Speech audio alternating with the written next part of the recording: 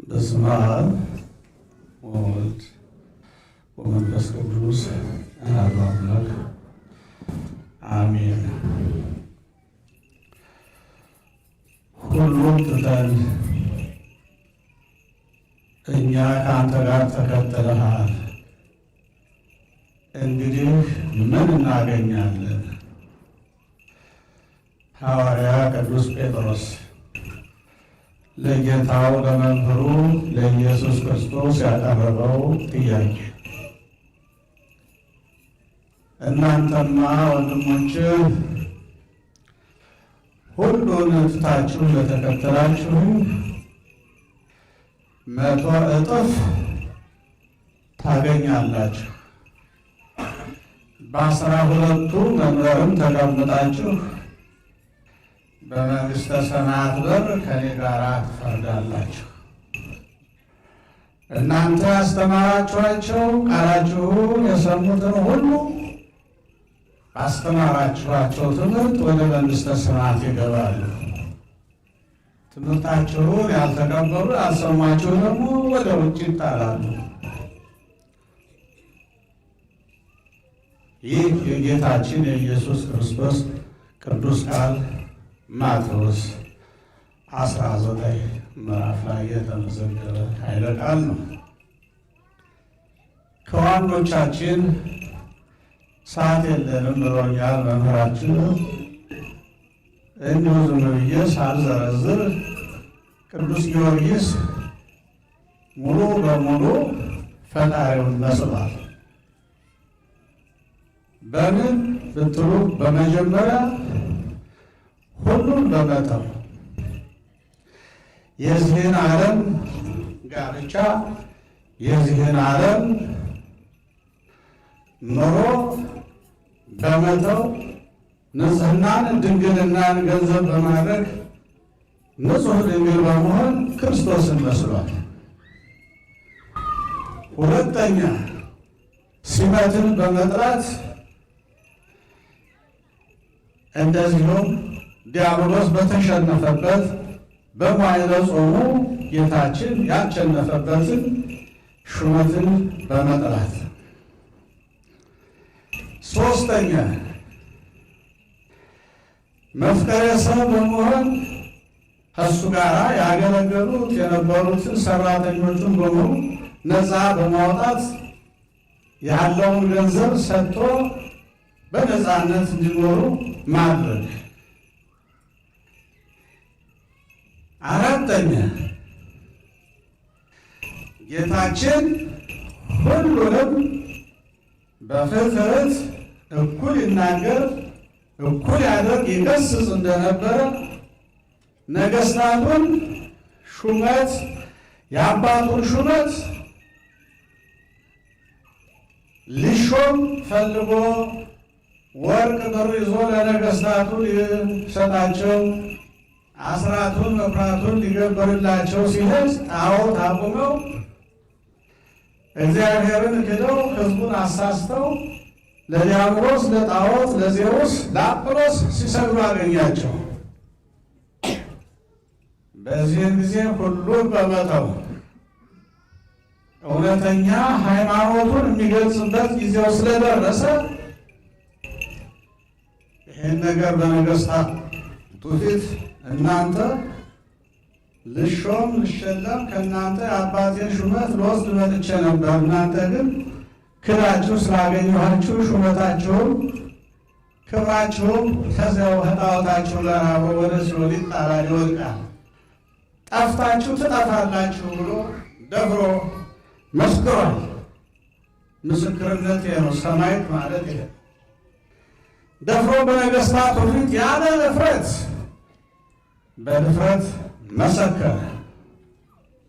ከዚህ በኋላ የመጀመሪያ ውሳኔያቸው ቢያባብሉት ቢያቆላምጡት የማይመለስ ስለሆነ በረሃብ እንቅጣው ብለው የረሃብ ፍርድ ነው የፈረዱበት።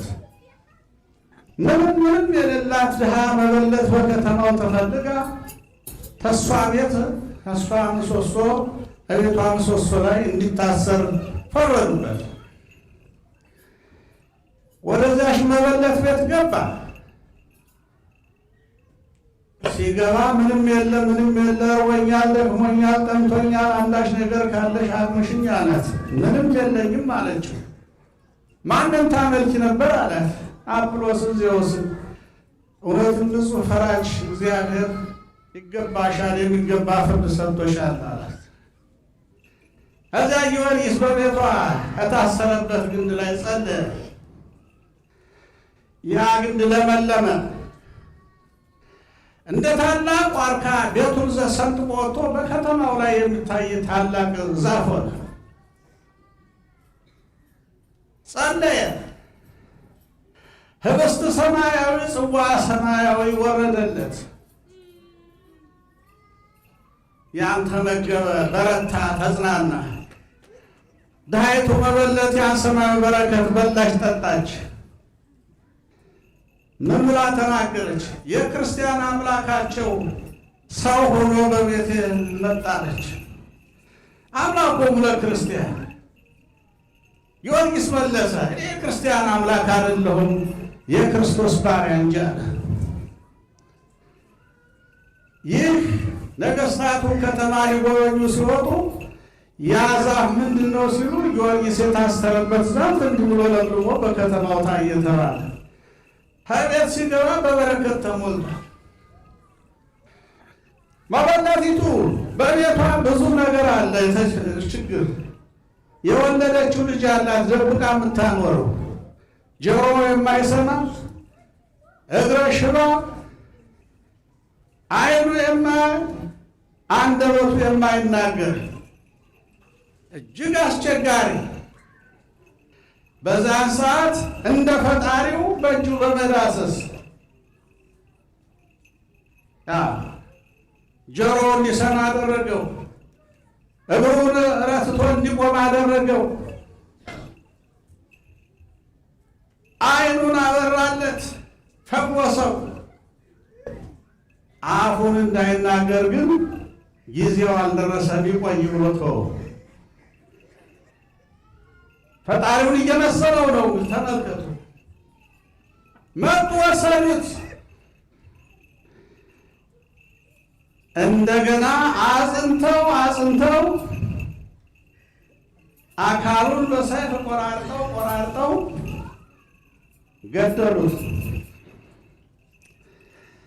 ገደልነው ብሎ እፎይ ሲሉ ጌታው አስነሳው። የጌታውን ትንሣኤ መሰለ፣ ተነሳ።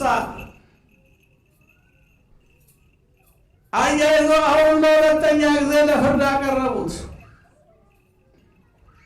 በአጭሩ አጭር ሰዓት የሰጡኝና ላሳጥርላችሁ ይሄ ነው። ወደ ዝርዝሩ ብገባ ሰፋ ያለ ወንጌል ነው ያለው ቅዱስ ጊዮርጊስ። ለዚህ ሁሉ ለምዕመናን ቤዛ ምትክ እየሆነ ከሲኦል ወደ ገነት ምዕመናንን አውጥቷቸዋል። ቅዱስ ጊዮርጊስ ታድጓቸዋል። ምልክት ሆኗል። የጽድቅ ምልክት ሆኗል። ቅዱስ ጊዮርጊስ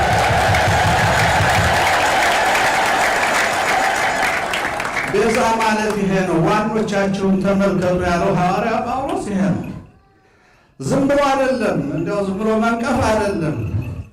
ገብቶ የሰማዕትነትን የቅዱሳንን ጣዕማቸውን ገድላቸውን ቀምሶ ነው መንቀፍ እንጂ ዝም ብሎ የሰውን ታሪክ ገብቶ አይደረግም፣ አይቻልም፣ አይባልም። በአደባባይ በሰባ ነገሥታት ፊት ያደረገው ምስክርነት ነው ቅዱስ ጊዮርጊስ ወገኖች።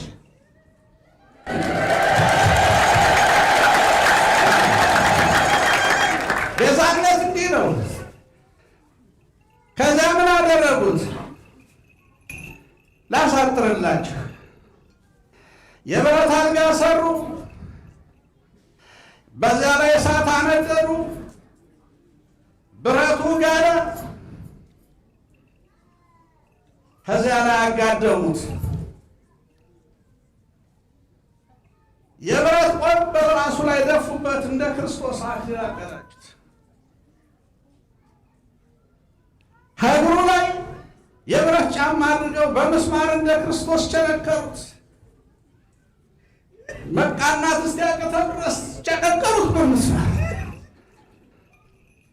ጀግናው አርበኛ ሁሉ ነው የተቀበለው። ይሄን የአደባባይ ምስክር ሕዝብ በተሰበሰበበት የሚሰራ በሰባ ነገሥታት ፊት የአደባባይ ስራ የሰራ ጀግና አርበኛችን ቤተክርስቲያንን ያለመለማት በደሙ እንደ ክርስቶስ ምሳሌ የሆነ ቤዛነቱን ምትክነቱን ለምዕመናን ያሳየ ጀግና አርበኛችን ነው ቅዱስ ጊዮርጊስ።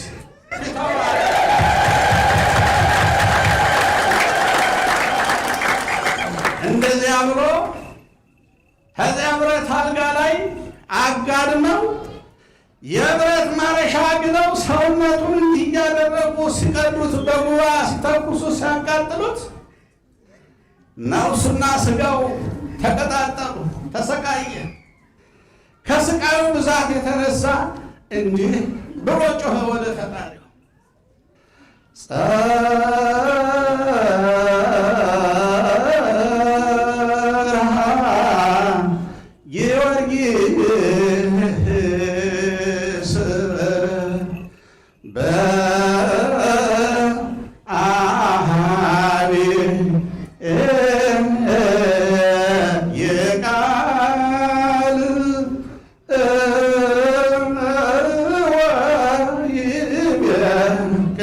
ቅዱስ ጊዮርጊስ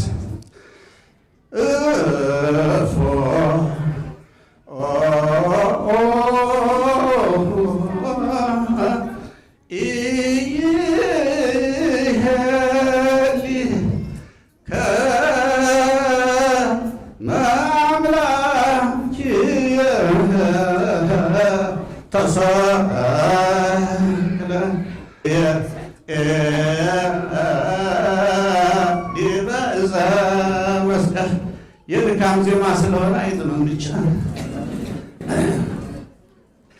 አሰምቶ ጮኸ፣ ተናገረ።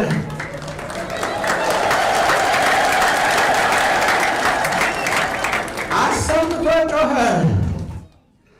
ነፍሴ በርቺ በርቺ፣ አታስጨንቂኝ፣ ለዚህ ሥጋ ብለሽ አሁን ይለይሻል ሥጋ፣ አትጨነቂ፣ አምላኬን ተመልከችው፣ እኔስ ፍጡር ነኝ። የሁሉ ንጉሥ ጌታሽን በዕለተ ዓርብ የተቀበለውን በመስቀል ላይ ያደረገውን ተመልከሽ አላት ነፍሱ። እሱ ስለ አንቺ በመስቀል ላይ የተቀበለውን መከራ አስቢ አላት ነፍሱ። ላሳጥርላችሁ፣ ከዚህ በኋላ መተንተን እናንተ ምን ችግር የለው። እንዲህ አድርጎ ነፍሱን ከስጋው ሲለይ አጥንቶቹን እንደገና ምን አደረጉ? በመዶሻ ከሰከሷቸው። ስጋው በሳት ነዶ አልቋል። አጥንቶቹን ከሰከሱና በጠርሙስ አድርገው ወደ ትልቅ ተራራ፣ ይራስ ተራራ፣ ነፋስ ያለበት ተራራ በሺህ የሚቆጠር ወታደር አስይዘው ላኳቸው። ከዛ ተራራ ያወጣው በነፋስ ዘሯት አመዱን። ክንዶቹ ዛሬ ተቃጥለው እንደሚበትሩ ማለት ነው። በዓለም ላይ መቼም አለ አይደል ምልክት አንዳንድ አይጠፋል። ባንያን የሚባሉት እኛ ኢትዮጵያ እዚያ ጉለሌ ላይ ሲያቃጥሉና እንደዚህ አጥንት እየሰባበሩ አመድ ሲጭኑ አይቻለሁ ባይኔ። ለዚያ ነው። ከዚያ በኋላ አመዱን በተኑት። እጽዋቱ ዛፉ ሁሉ ቅዱስ ቅዱስ ቅዱስ እያሉ ስሙን ጻፉት። ጌታ ወረደ መጣ።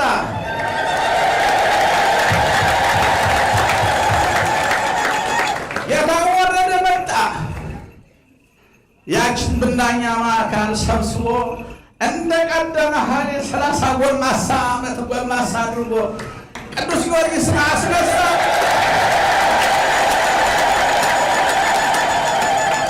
ወታደሮቹ ገና ተራራው ሳይወርዱ እሱ ፈጥኖ ወርዶ ከታች ጠበቃቸው።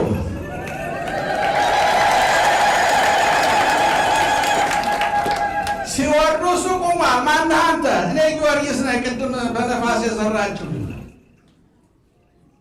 ምን ይደረግ? ከዚህ የበለጠ ፍርድ አለ? እንግዲህ እኛ በጊዮርጊስ አምላክ አምነና አለ ለሰራዊቱ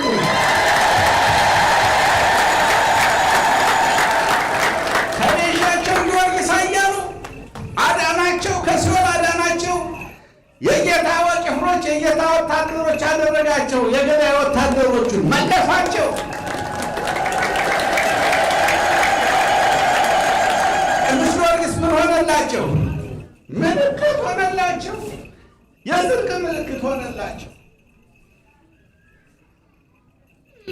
ከዚህ በኋላ ሄዱ። ነገሥታቱ በፊቱ ቆመው ቀረቡ። ወታደሮቹ እኛ አማኝነን ስንል በሰይፍ በሏቸው አሉ። እንደ ቅዱስ ጊዮርጊስ በፊት እነሱ ደማቸውን አፍሰው ሰማዕታት ሆኑ። ተቤዣቸው አያችሁ። ከዚያ በኋላ ጊዮርጊስ ምን አደረገ? ቅድም በወንጌሉ እንደተናገሩት መምህር ዱድያኖስ፣ ሌሎችም ያለ ሰባው ነገሥታት ዛሬ አመንኩላችሁ፣ ለጣዖታችሁ ሰዋላችሁ፣ ጣል ላደርስላችሁ፣ ደም ላፈስላችሁ መጥቻለሁ፣ ደስ ይበላችሁ አላቸው። ተደሰቱ። እውነት ልታምን ነው? አዎ እንሸልምሃለን፣ የመንግስታችን ሁኔታ ትወስደዋለህ። መልካም በልመን። አይ እንደዚህ አይደለም፣ ስርዓት አለው። ህዝቡን በአዋጅ ሰብስቡታል። ይህን የምትገዙትን ህዝብ በሙሉ ሰብስቡና በአዋጅ አምጡልኝ፣ በህዝቡ ፊት ነው የማምነው አለ። እንዲህ አደረገና በአዋጅ ህዝቡን አሰበሰበ። ምንም የቀረ ፍጥረት ሳይኖር። በዚህም ጊዜ ያቺ መበለት ያን አፉ የማይናገር ልጅ የፈወሰላትን ይዛ ጊዮርጊስ አንተ እንደገና ወደ ጣዖት ልታመልክ ነው? እኛን ነፃ ካወጣህ በኋላ እንዴት ይደረጋል? እያለች በእንባ እየታጠበች መጣች። ልጇን ይዛው መጣለች። ህዝብ ተሰብስቧል። አሁን እንግዲህ ሊያምን ነው ሲባል ያን የዚያችን መበለት ልጅ አምጪው አላት። መጣ። አንደበቱ ይከፈታል። አንደበቱ ተከፈተ።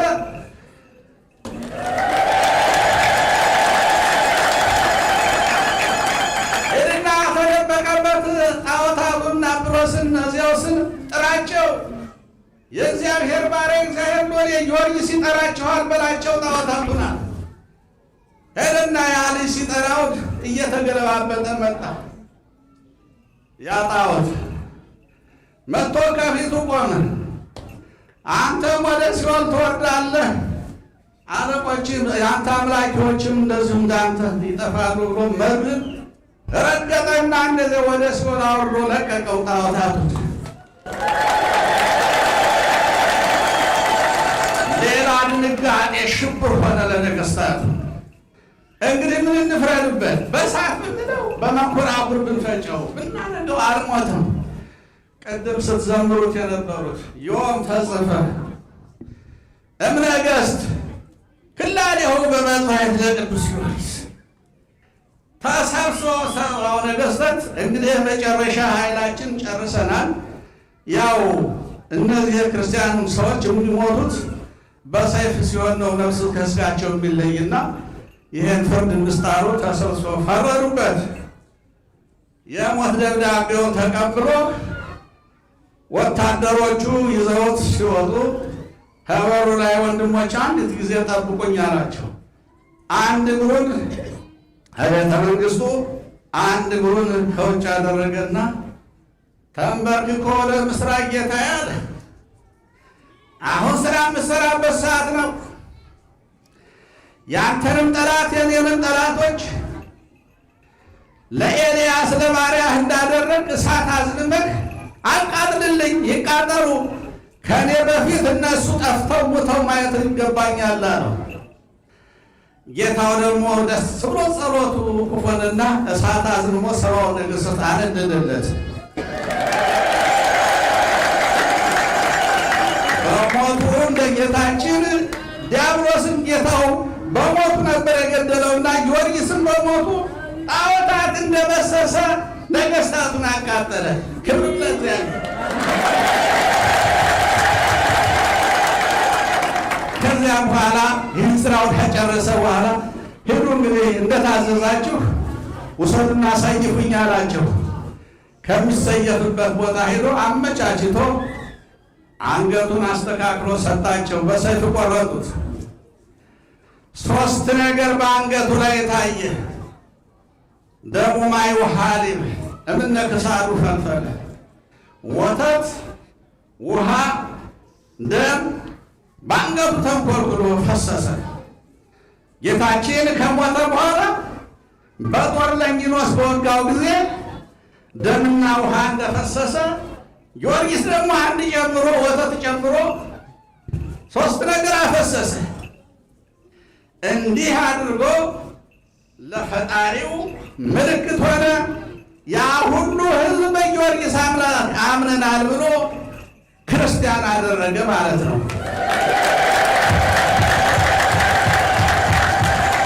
ይህች ቤተ ክርስቲያን ስለ ቤዛነት እንኳን ለእመቤታችን ቀርቶ እነዚህ ሰማዕታት ሁሉ የእኛ ቤዛዎች ናቸው። እንግዲህ አያችሁታል አደባረቡ።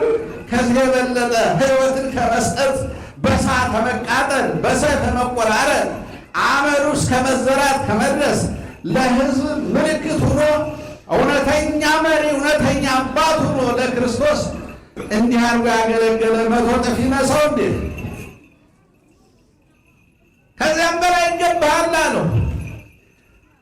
እንደዚህ አድርጎ ነው ቅዱስ ጊዮርጊስ ፈጣሪውን ያከበረውና ስላከበራችሁት እናንተን በሱ ክብር ያክብራችሁ። ማሳጠር አለብኝ።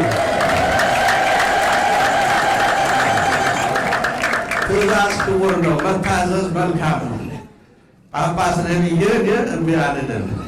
መታዘዝ አለብኝ፣ ትህትና ከምን በላይ ስለሆነ። ስለዚህ እዚህ ላይ ይበቃናል። ጊዜ ሲኖር ገድሉን መፈትፈት ይቻላል እና በዓሉን የበረከት የረድኤት የተስፋ በዓል ያድርግልን። ያከበራችሁት ሁሉ የሰማያቱን ክብር አድላችሁ። እሱ ምልክት ሆኗችኋል፣ የጽድቅ ምልክት ሆኗችኋል። ለሕዝብ ቤዛ ሆኖ ተላልፎ ተቃጥሏል፣ ተፈጭቷል፣ አመድ ሆኗል። ነገር ግን ተነስቷል፣ ምልክት ሆኗል እንደ ጌታችን። ነፍሱ ስትለይ ደግሞ ጌታ ራሱ መጥቶ በማእከለ ሰማይ ቅፍ አድርጎ ራሱ ነው ተቀብሎ ወደ መንግሥተ ሰማያት የወሰዳት። በመላእክትም አይደለም፣ ራሱ ነው የተቀበላት ነፍሱን። መታደልህ ጊዮርጊስ። እንዲህ ናቸው ዋኖቻችን። እነዚህን ጥቀሱለት ለመናፍቁ። ጳጳስም በለው መነኩሴም በለው መናፍቅ ሆኖ ከመጣ አንተ ማነህ? ጊዮርጊስን ትመስላለህ? ሐረቂ ስር የምታድር ኧረ አንተ ማነህ በለው እባክህ። እህቶች፣ ወንድሞች፣ ካህናት መስክሩ እንጂ ለአንደበታችሁ ደግሞ ማን ከልካይ ያለው?